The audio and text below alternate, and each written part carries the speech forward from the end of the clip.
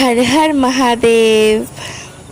তো সকাল সকাল দেখতেই পাচ্ছ রেডি সেডি হয়ে একদম বের হয়ে পড়েছি। হ্যাঁ, আর সবাইকে জানাই শুভ সকাল। আর শ্রাবণ মাসের প্রথম সোমবার আমরা সবাই জল ঢালতে যাচ্ছি। আর তোমরা কে কে যাচ্ছ শিবের মাথায় জল ঢালতে অবশ্যই বলবে। আর আমি আমার বেস্টই যাচ্ছি, মানে আমার বেস্ট ফ্রেন্ড যাচ্ছি, আর ভাই যাচ্ছে। তো আমরা তিনজনই এই সপ্তাহে আর কি তারপরেই যাচ্ছি আর কি। দেখো আমাদের এখানে সত্যি খুব সুন্দর একটা মেলা হয়। তোমরা কে কে আসো এই মেলাতে অবশ্যই কমেন্ট করে জানাবা। রাইড হোক শ্রাবণী মেলা অবশ্যই হয়তো শুনেছো সবাই কম বেশি। তো আমি তো ছোট ছোট রিলস আগে আপলোড করে দিয়েছি, হয়তো তোমরা দেখে নিয়েছে। দেখো আর নদীটার চারপাশে দেখো একদম কুয়াশা কুয়াশা ভাব, এত সুন্দর লাগছে দেখে, মনে হচ্ছে দুর্গাপূজা এসে গেল। সত্যি দেখে খুব সুন্দর লাগছে। দেখো আমরা চলে আসলাম ডাইরেক্ট নদীতে। এই দেখো কি সুন্দর ভিউটা। আর সবাই মানে এত ভিড় হয়েছে বলার মতো না। আর তার মধ্যে আমার আজকে এইবার মানে এই সপ্তাহে আমাদের একটু লেট হয়ে গেছে। মানে যাওয়ার কথা ছিল 4টার সময়, আমরা উঠেছি 5:30টার সময় আর কি। লেট যা হয়, আচ্ছা কোনো ব্যাপার না, চলো এই সপ্তাহে মানে লেট হলো, পরের সপ্তাহে তাড়াতাড়ি যাবো।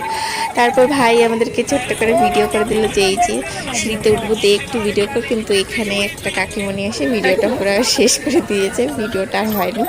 তারপরে এখানে দেখো সবাই জল ঢালছে, আমরা বলছি একটু ফাঁকা হয়ে নিক, তারপর না হলে প্রচুর ধাক্কি লাগতেছে। জানি না কেন এত ধাক্কি লাগে, ভালো করেই আস্তে ধীরে। আর সবাই জানি না মন্দিরে গেলে এত ধাক্কি কিসের, আস্তে ধীরে পুজোটা দিলে অবশ্যই ভালো লাগবে, মন শান্তি লাগবে। এত ধাক্কি মানে কার উপর কে পড়ে যাবে কোনো গ্যারান্টি নেই। তো এটা মানে আমার ভালো লাগে না, এটাই তো, এটা আমার বক্তব্য, এটা কেউ কিছু মনে করি না। তারপরে এখানে দেখো আমরা সবাই এখানে জল ঢালছি, তারপর শিবলিঙ্গে জল ঢালা হয়ে গেল, তারপরে এখানে বেলগাছে জল ঢাললাম। তো এই সপ্তাহে কে কে জল ঢেলেছে অবশ্যই কমেন্ট করে জানাবো। হর হর মহাদেব। তো এই ভিডিওগুলো আমার ভাই করে দিয়েছে, আমাদের ভিডিওগুলো ভাই করে দিয়েছে। দেখো তারপর আমাদের জল টল ঢালা কমপ্লিট, এখন আমরা বাড়ি যাচ্ছি। এই যে দেখো, আর আমরা বাড়ি আস্তে আস্তে এদিকে একটু দোকানপাটগুলো দেখে নিলাম কী কী বসছে। তারপরে আমরা একটু সুতাও পরে নিলাম, ধাগা বলে যেটা।